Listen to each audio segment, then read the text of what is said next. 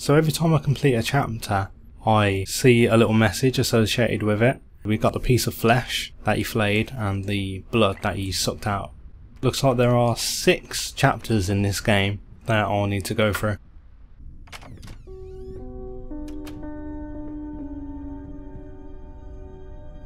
Oh, this looks very much like Silent Hill 4, The Room, where the guy's house has literally been chained shut. Rodent seeds. Again, his hatred for rats. Cheeky bastard. I notice this is much more an atmosphere rather than scares, because the greatest scares, and I've said this before in prior YouTube videos, are the ones where you are getting chased. Not only is there something scary visually and also via sound, but also the fact that the player has to move fast and they have to think fast as well, almost like a time limit. A literal wall. This is Crater's block. Again, this happens so much where you turn around upon encountering a dead end. It's a bit repetitive. Oh! Motherfucker. Too many jump scares. 9th of June. At certain points, layers of fear is actually quite disturbing, yet also tame in a way. Like when you play the music and the house goes all distorted and warped, and yet there's not really any jump scares during that scene. Which is good because it's a bit cheap. The worst part is when it's accompanied by an orchestral shriek, which has happened quite a bit during this playthrough. Locked. I'm going to turn around again and the world's going to change, isn't it? Yep, here we are.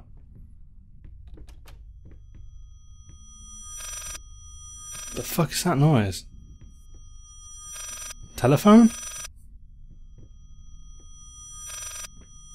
I think it is.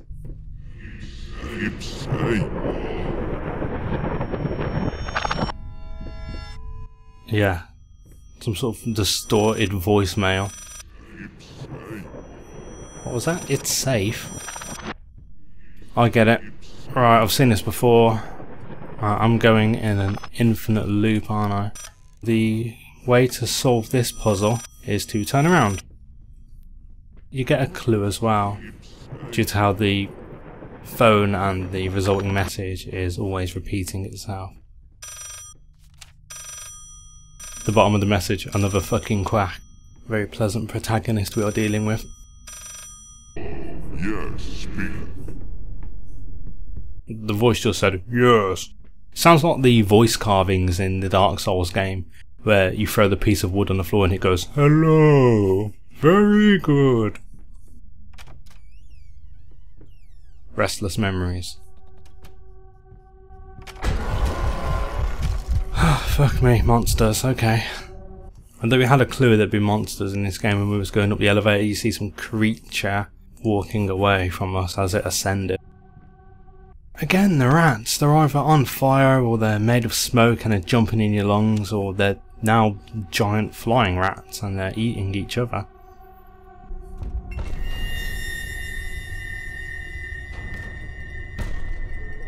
I can't move.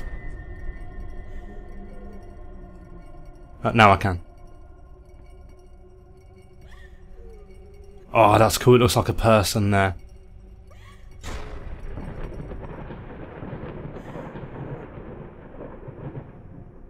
Oh, that was really good. I like that a lot. There's that deer again. Oh dear. Elevator! Oh, we're going down this time. I think this guy's sanity would have been a hell of a lot better if, instead of trawling through this nightmare realm, he actually, you know, did some fucking painting. This one's quite interesting. A husband in mourning. No more rambling, no public appearances. Don't make people think you're insane. So this dude's been, like, going out on the slosh due to the mourning of his wife, presumably. Because she burnt down while playing the piano. I actually have this on just above the recommended brightness, yeah, it's so fucking dark. Oh, you can flush the toilet. But it doesn't do anything, oh well. Oh, hello.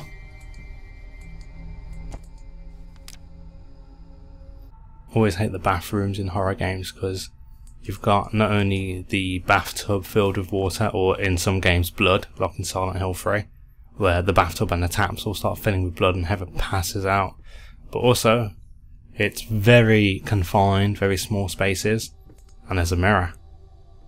According to my recording, I've been playing this for about 45 minutes, and I'm guessing I'm halfway in chapter 3. The average length for this will be about 2 hours to see all through the end. Quite an unfortunate thing for the devs as well, because if you've owned a game for less than 2 weeks and you have less than 2 hours game time, you can get a Steam refund, no questions asked.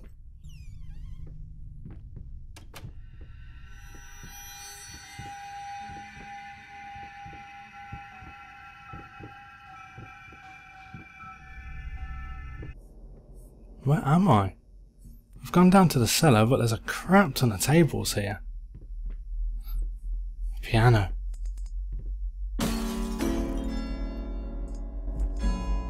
Should have saw that coming.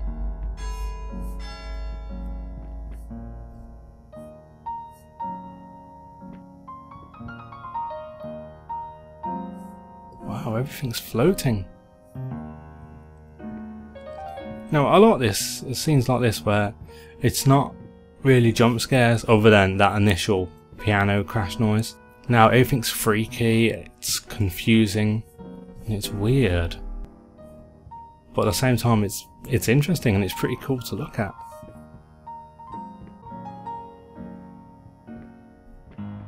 A bit too much backtracking in this. Constantly what you do, you're always reaching dead ends and turning around.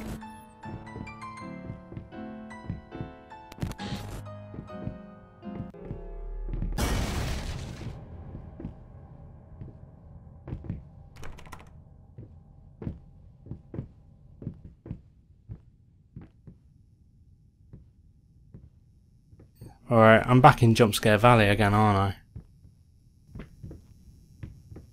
I? I needed to remove the flesh from the bone. At first I was lost as to how, but then I sawed it off with a handsaw, boiled it, then put the bone in a mortar. I had to get one, obviously. This was not something I'd done before. Finally, I mixed the dust with some white paint. It made for a lovely undercoat. Very delightful. So that's the end of chapter 3. As I'm going up these stairs, I can hear a noise. It sounds like heart beating.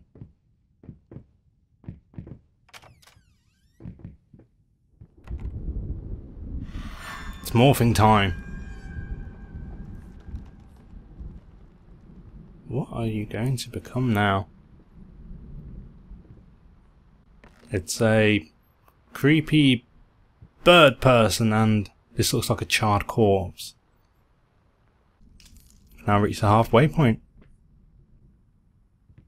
What if you fail?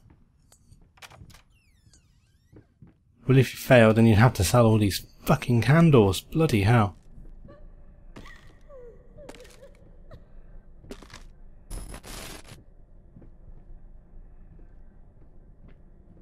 Yeah, let's close that door.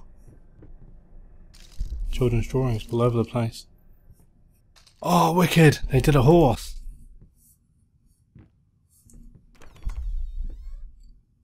Drunk. Selfish.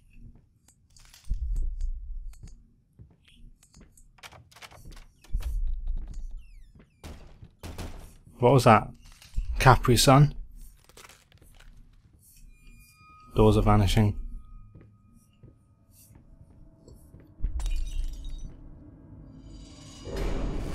It was nice how seamless that room changed then. It didn't all change at once, it was one corner at a time. No, that's not right. Try again. Don't give me that look. What do we do when we fail? We start over. You're better than this. Now sit down, and this time, let's make it perfect.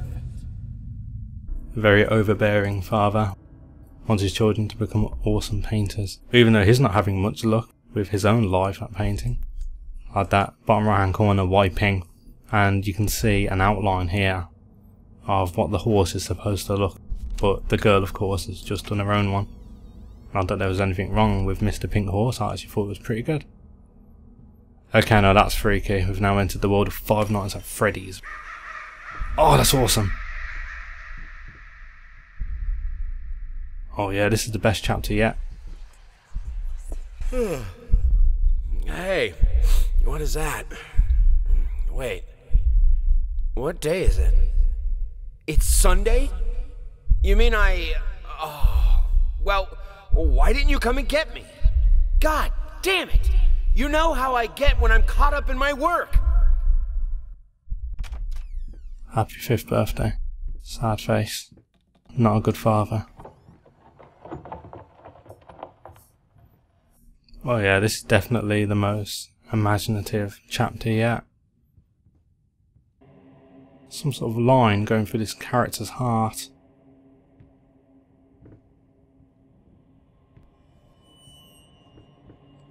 The fucking world's always changing. Sweet Jesus! Did you just buy half of the department store? Honey, you don't even know yet if it's gonna be a boy or a girl. I think another reason why this isn't as scary as I thought it would be is because you're permanently in the nightmare realm, and for that reason the nightmare is now the norm. It would actually be a lot weirder if there wasn't any scary things happening at all and everything looked really peaceful, friendly and lovely, very sweet and kind. I don't think we're going to get any scenes like that throughout this entire run. It would be cool if it did though. It would reduce, like the people of Half-Life 2 said, fatigue of always being in action or in a state of horror. Can I actually play? No, I can't. That's a shame. Am I playing? Am I looking for hidden items?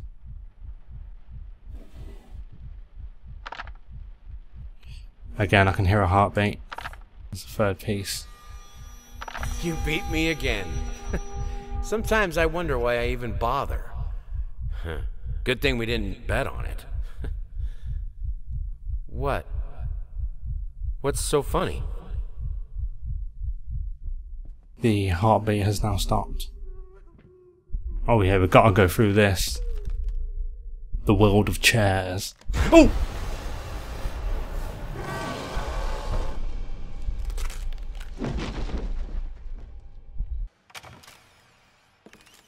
That scene we've just gone through is inspired by the playable teaser for the now cancelled Silent Hills game.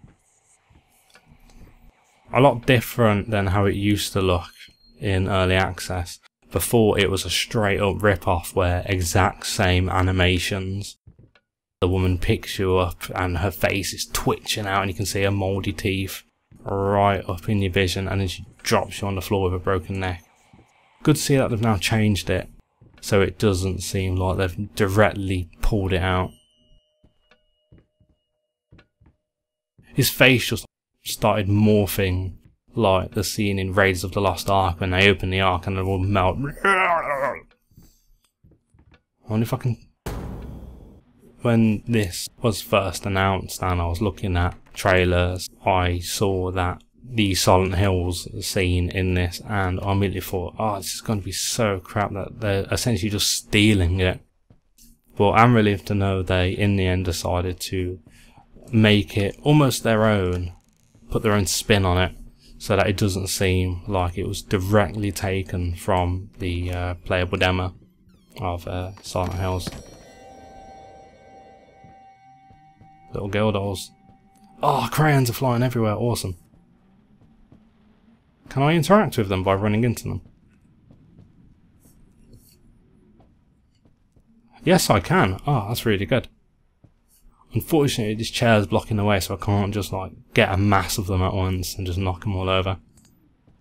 I know this is off topic, but this reminds me of a NASA transcript, which is meant to be real. They're chatting and a flying poo is going around their like little spaceship that they're in. And one of them goes, "Mother of God, quick, get a napkin." Anyway, back to the horror. There's too many things you can interact with. We can open all these bookshelves, and yet very few of them have anything of interest. It just seems like wasted effort.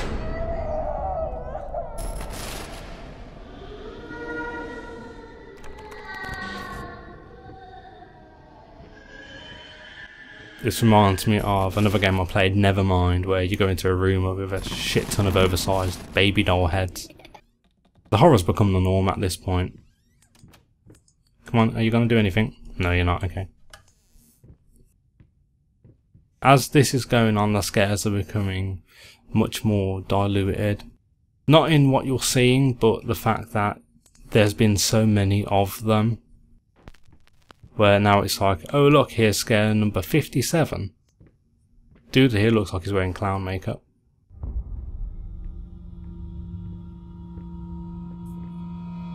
Yeah, this looks really awesome. Very original settings. I love the concept of paintings as the main source of horror. That was a very nice touch. Just clipping through it. Oh god. If this was any other game, I'd be like, holy shit, what the hell's going on? But because all you see are scary moments, that there's no threat. And I also know that there's no combat in this game. You can't die at all. And you can tell straight away due to the fact that how your character's movement speed is so slow. If there was like peaceful puzzle scenes or more pleasant real world scenarios, it'd be a lot more scarier because of the contrast. A horror game is more scary where the nightmares that you are seeing have something to go against, whether it's something peaceful or so that when you do enter the horror scene you're thinking, oh god, get me back to the safe point. Get me back to the real world. I don't want to be in this other world.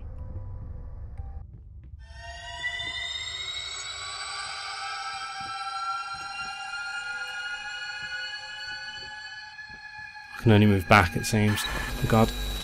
Hello. I'm backing away slowly. Oh, that was awesome. It's just not scary at all. There's baby's arse once more. I had the most beautiful dream last night. I dreamt he came to me, embraced me, loved me, as he once did. But we both know that it was you he really lusted for. I can see why Jim Sterling and Yahtzee Croshaw in his 0 Point Duration video didn't give this a high rating. It's just so repetitive with how the scares are constantly in your face at all times, and this guy looks like Slender Man. The scares look wonderful, and you can see moments of true creativity. Loads of work has gone into doing this, but at the same time it's just constantly forcing scares in your face. There's no time for them to sink in naturally, because it's scare after scare. There's no in between. I know in this next room there's going to be a jump scare, and there's going to be a little orchestral shriek to go with one of them, and it will all be spooky and we'll be like, oh no, horror. But we've seen it so many times before already.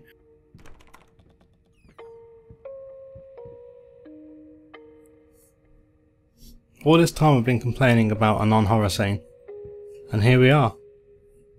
Yeah, this is exactly what I was on about with what I wanted.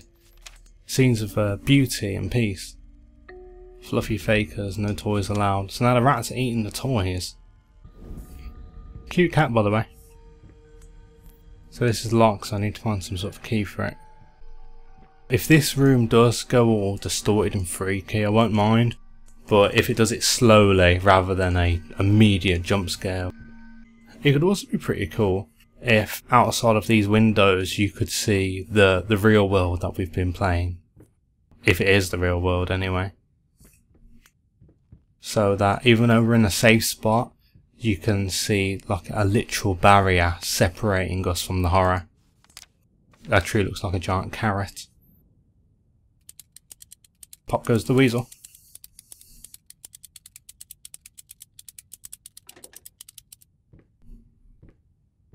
Why haven't you popped? I expect my weasels to be popping it. Oh, for fuck's sake, Pringles, you are not. Oh, these shapes are really pretty. My favourite is the elephant. The giraffe is also welcome though. How do I play you? I've lost most control of my character. I can rotate the camera slightly, but that's about it. Even though this room is very cute and lovely, very kid friendly, there is one problem, and that's that painting. Hey, it popped. There, that painting looks freaky as hell with the dog, and it's morphing. And the cat's trying to escape. So yes, earlier I did say if this room mutated slowly, then that would have been good. And yeah, that's exactly what's happening. I like it. I don't know how I feel about that window though, constantly banging up and down. Oh, and now the babies are doing it.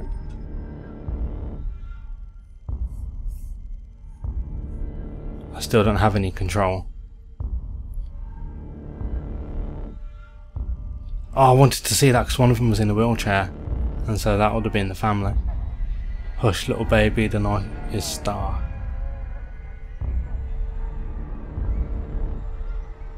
Stars fade above you, the room goes dark.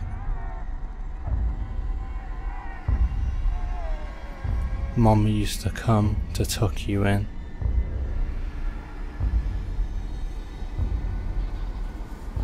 Now she's nowhere to be seen.